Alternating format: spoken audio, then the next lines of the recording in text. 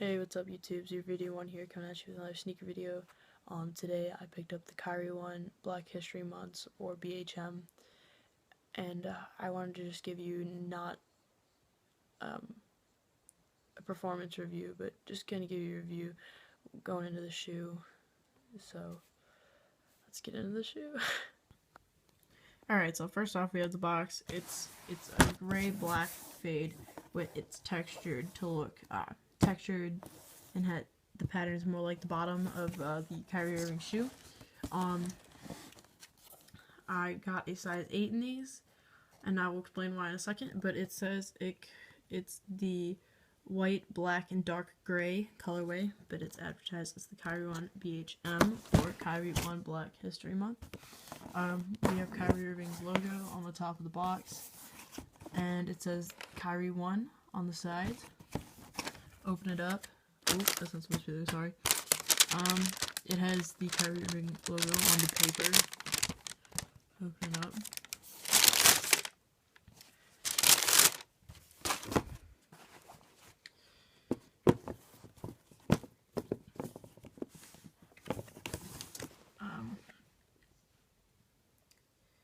You have the mesh and hyperfuse technology on the top. Like, you can see the hyperfuse down there by the toe and his midsole, and it's just mesh, and it comes with the black and white laces.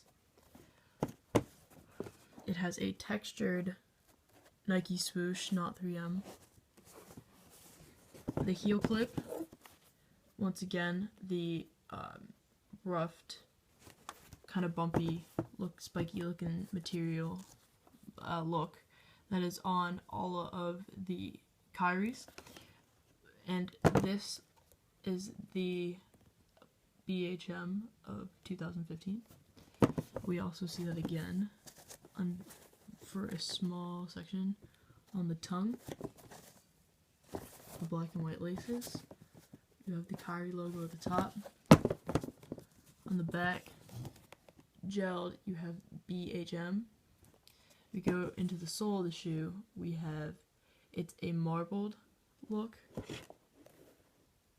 It's like a gray and white marbled look.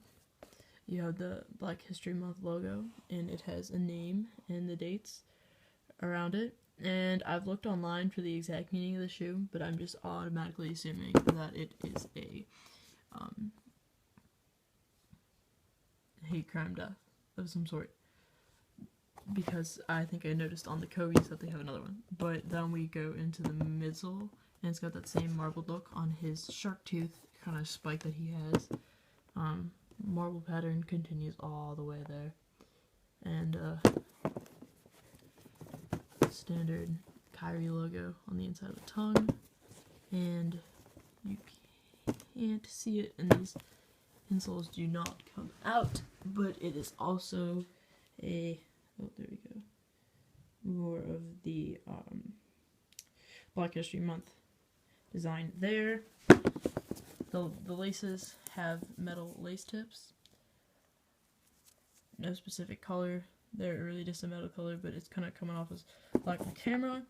But the reason I got a size 8 in these is really if you measure my foot, in women's I'm a size 9, which normally puts you at a 7.5 in men's. And if you measure my foot on a men's scale measured thing, I measure out to be a 7.5. And if you look at some of my shoes, like you look at a lot of shoes, they're not offered in a 7.5. And the only shoe that I have in my whole entire collection is the Jordan 1 Flight, which was my very first pair of shoes that got me at the shoe game. They had those in a 7.5, but I had to order offline. These, and I went in today, I was looking for a 7 youth, because normally with the rest of my shoes I have to go buy a 7 youth, and that's not always available for me, because it is the highest thing closest to a men's. But so normally I go in looking for 7 youth, go in today, and am told in Champs that they did not receive a shipment of youth sizes. So go downstairs in my mall into Foot Locker and ask him. He says the smallest size they have is the men's 9.5. Their shipment of 8 and 8.5 were ruined by UPS, completely destroyed boxes, soggy shoes, got destroyed somehow by water and had to be returned to Nike. And they didn't get a shipment of youth sizes either. And so this has kind of told me that maybe Nike wasn't going to release a youth model shoe, which Nike does sometimes, I understand that. And the guy at Foot Locker kind of said the same thing. I asked him if he had a pair of size 8, just any other colorway in the Kyrie then, and he pulled out the red ones. I don't know what they're called, the deceptive reds. I'm not too entirely sure. He pulls those out, and he goes, I also have in the 7.5. I brought that too, but he handed me the 8 first because that's what I had asked for. So he gives me the 8, and I try it on, and I thought he had handed me the 7.5. Like, I was like, wow, this fits real good. And then he's like, yeah, the Kyries are normally, he is more of it's thinner, and normally these shoes are molded to their foot, so I just kind of assumed, like, wow, Kyrie must have really thin foot. And if you look at, the sole of his shoe, like, it comes in like that, but that doesn't necessarily mean anything. And then another thing I noticed is it had very high arch support. Like, on foot, the arches come up to about there. So, like, you got all that arch support, which is something I don't, like, say you put on a pair of LeBrons I don't necessarily have. And in the LeBrons, I wear a 7, but I feel like I could almost use a 6.5 just because of how wide they are and what a thin foot I have. And, like, everybody in my family has fat feet, so I don't know where I got these thin feet from. But, so with an 8, it fit me fine. Like, my heel didn't slide out or anything. Like, I was probably right there in the toe, which isn't that bad. But so I went with the 8, and then I go upstairs back to Champs and asked if they had an 8, and they had an 8. I tried it on real quick just to make sure everything fit right, and that's what I went with. But so, from learning experience, Kyries definitely sells thinner, more narrow shoes. So yeah, that was my experience today with the Kyrie and Black History Month. I believe the Kyrie and the Kobe's were released today. And then on the 24th is when the KD 7s and the LeBron 12s released in this colorway. And,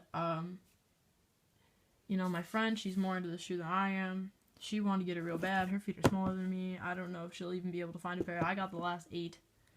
So, if she does grab a pair, she'll be lucky. If she gets a pair that fit her right, she'll be even luckier. But personally, this wouldn't have been my first choice. My first choice in the Black History Month, it would have been the Kobe 9 highs.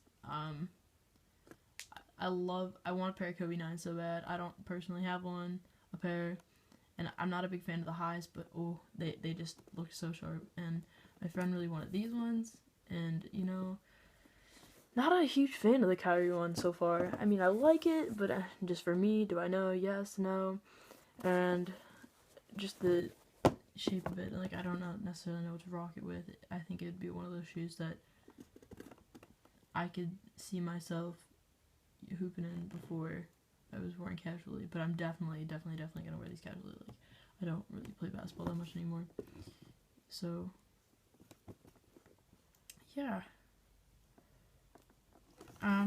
I'm not a big fan of the KD7. I wouldn't have picked up the KD7 if I had the money for the LeBrons or the Kobe's. I would have picked up the Kobe's. Other than that, these were only $130, and I believe most Kyries go for $110. So it wasn't too bad price wise. So I wanted to pair the black. Hey guys, sorry I ran out of room on my camera, so I'm just gonna wrap it up here really quick. Just pretty much wanted to say that. So yeah, I probably would have gotten the Kobe's or the LeBrons before the Kyries. I like the Kyries. Kyries were affordable. It's gonna be difficult for me to rock, and I'm not necessarily sure what I'd wear to it. Like, the kind of outfit I'm wearing today, like, it'd be fine. I'm just wearing a white t-shirt and a pair of the black Adidas goalie pants. Like, I feel like that'd be fine. It's the shape of the shoe that gets me. At first, it was the spiked edge, the heel clip, and the shark tooth that I didn't like. But I've definitely the shark tooth has grown on me, and on these pair of the Kyries, the spiked edges aren't as like noticeable. They don't stand out as bad. It just kind of goes with the Black History Month, the design that's on them. So yeah, let me know what you think. Leave in the comments down below. Which Black History Month do you like? What's your opinion on the Kyrie on Black History Month? I don't know. Tell me what you want. Until I get another pair of shoes. This is Video 1 signing out. See ya.